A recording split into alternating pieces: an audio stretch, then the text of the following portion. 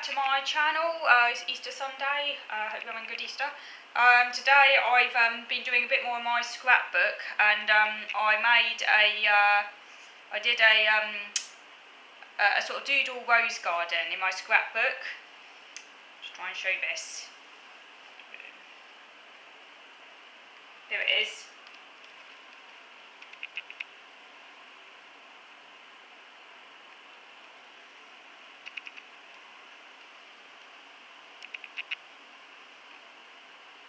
What I did today.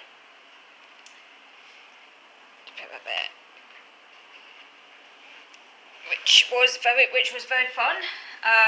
Now in this video, and the other thing I'll be doing today, talking about Easter, is what did I have today? I've got some Lindt little chocolate eggs, and I've got some Lindt gold foil wrapped little chocolate bunnies, and I've got I think it's Divine, that's it, Divine Company, raspberry dark chocolate egg, which is a sort of quite large egg. That will probably keep me going several months because I do eat chocolate pretty slowly. I also have some tiny little simnel cake slices, so not a whole cake, but you get like a selection of about 5 or 6, can't quite remember, but get little slices of simnel cake with marzipan topping. Oh my god, they're so nice. Thankfully I've got self-control, because otherwise I could easily eat a whole pack. I only had one little slice today, so I could spread them out. Now something I want to talk about in this video, as I think you probably know because I've talked about it before, I'm very, very interested in aesthetics and hashtags. Whenever I find an aesthetic that I can relate to, I get very, very excited. And I like listing all of the hashtags and aesthetics that I fall under. So obviously, as I talked about in the other video, I obviously fall under cottagecore. I fall under cottagecore, cabincore, mainly because I like the fantasy of like living in a caravan, not because I actually want to live in a caravan as such. It's more I just like the fantasy of looking at caravan pictures and things like that. Gloomcore, because I like the darker months. Northerners, because that's like Scandi stuff and like again the sort of dark nights and kind of winter vibes. Hygge, aesthetic of Hygge. Northerners, Gloomcore, mention them. If I missed some. I mentioned in the previous video about crunchy childhood or granola childhood. There will be others. There's a whole list of them. Fairycore, light academia, there's dark academia. There's a whole list, and I fall into quite a few. But one of the ones I came across recently, which I got quite excited about, is something called Kidcore. Now you already know, because I've talked about this before, that I'm very nostalgic, so I fall under nostalgia-core. And Kidcore and nostalgia-core kind of link up, and I took some notes. This here, by the way, I got this for the work, and this is very, very Kidcore. This is kind of, I guess you could say, the definition of Kidcore is in this. This is very, very Kidcore. So where did I write it down? Because I've been making a list of all the aesthetics. I get very excited on Wiki. So here we have, sorry, just trying to find it. Yeah, here we are. So Kidcore. So Kidcore, if you're in Kidcore, you basically really love bright colours, like saturated colours, like a bit like this t-shirt I'm wearing here. Really bright colours, usually sort of primary colours, so yellows, blues, reds, also maybe green as well. Very bright, heavily saturated colours, the sort of colours you might find in kids' toys. But it's very much about nostalgia, so it's very nostalgical. Nostalgia for icons from the 1990s. So typically, if you're into, anyone can be Kidcore. Doesn't matter when you were born. My dad's pretty Kidcore. He doesn't wear bright colours and things like that, but he often behaves a bit like a kid. So you could be. It doesn't really matter what decade you were born in. You could be Kidcore, no matter what age you are. But for Kidcore, that's kind of become very much an aesthetic. It's mainly emphasising the children's toys and media from the 1990s. So typically if you're into this sort of kidcore, you will be kind of a millennial probably, like late 20s, 30s, that sort of thing, maybe up to early 40s.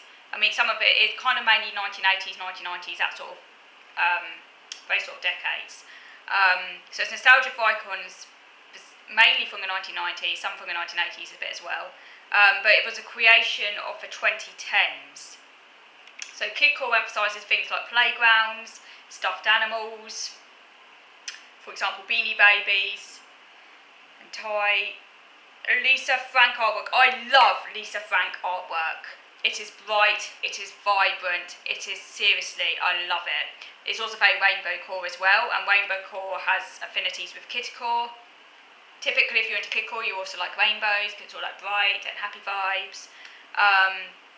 Bedtime stories, colourful bookshelves, watercolours and complex line drawings, rabbits and mice, balloons, fidget toys, that sort of thing. I don't particularly like balloons because I think they're a pop, but the other things I like.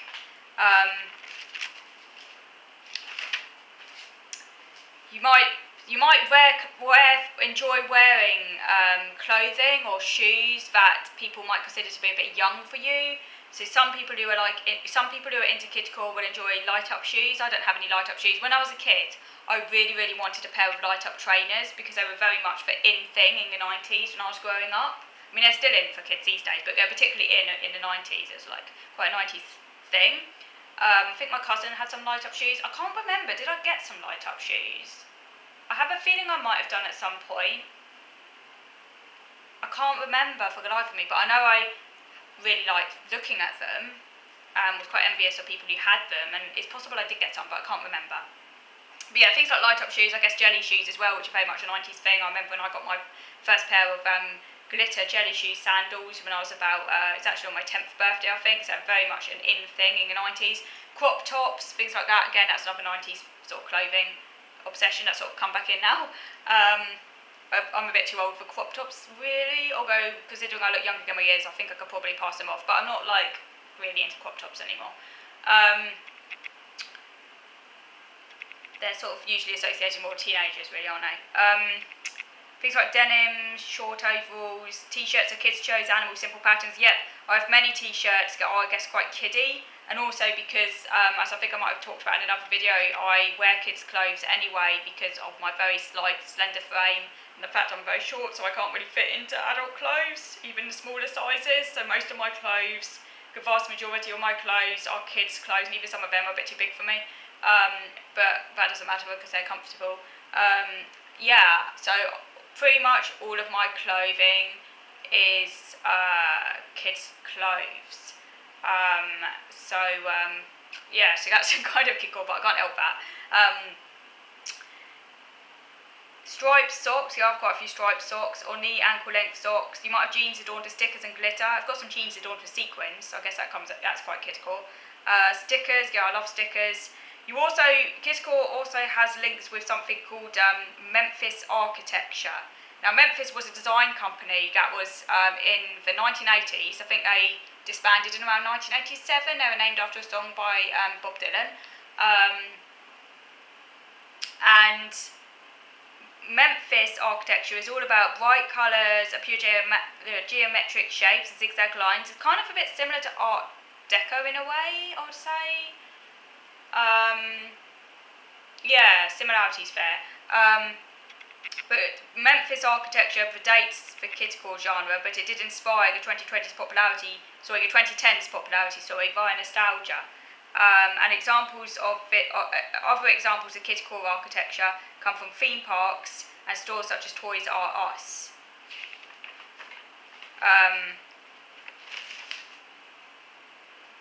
There's also something called Junior Memphis, which took off in the sort of early 90s, and that's a kind of junior version of Memphis style, which was typically found in the early 90s in kids' shops and museums. Very bright colours, as I say. I do love that style.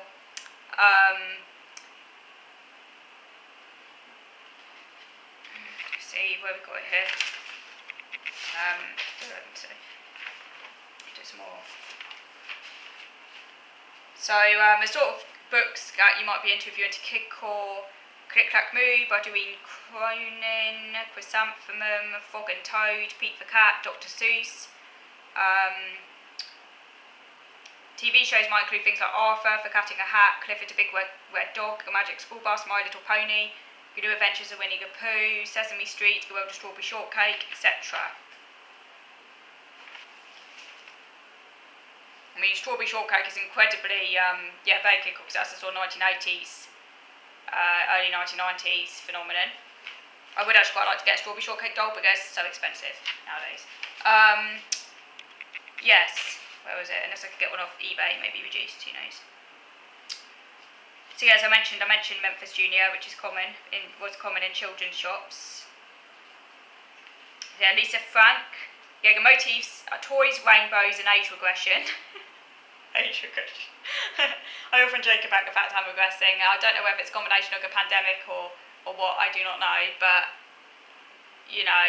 psychological regression I think is quite common during troubled times. We want to hang on to something a bit more innocent, so we often go back to our childhood. It's common, people did it in the war, it's quite common kind of psychological. I mean, Freud wrote about it a lot, didn't he? About at times of turbulence, people often regress to a more innocent state because they want to hang on to something that's innocent, and that isn't corrupted.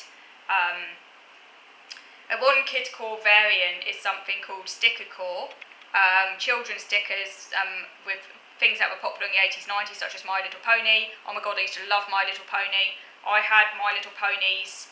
I loved to get hair. I'd want to put lipstick on. I used to take them into school, I remember in year 2, and put them in the locker at school, and I loved them. Because I don't think you're really supposed to bring them into school, but I did. I loved My Little Pony and the magazines. Care Bears. I wasn't so into Care Bears when I was a kid, but My Little Pony. Yes, Hello Kitty. I remember Hello Kitty. As I mentioned, Lisa Frank. Reliving childhood, living a childhood you wish you had.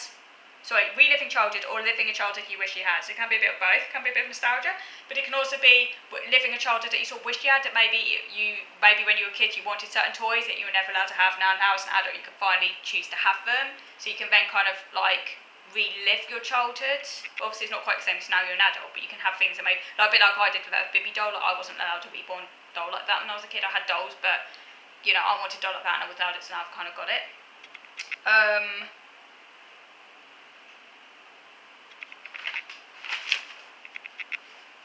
Okay, moving on to video number 2. There's one other aesthetic I want to talk about briefly. So moving over to video number 2.